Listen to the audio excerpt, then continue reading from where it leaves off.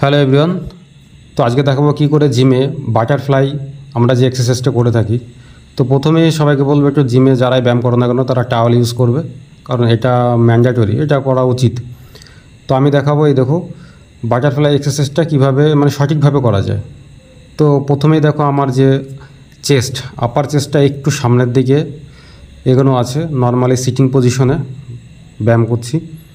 তো তোমরা সবাই চাইবে যে ভালোভাবে একটু স্লো করে, মানে যত পারবে একটু আস্তে আস্তে ব্যায়ামটা করবে, স্লোভাবে করবে। তাহলে কী হয়, ওই মাংসপেশিটাতে ভালোভাবে পাম্প হয়, প্রেশার ক্রিয়েট হয়, যার দরুন আমাদের ওই এক্সারসাইজটা করা মানে সঠিকভাবে হয়।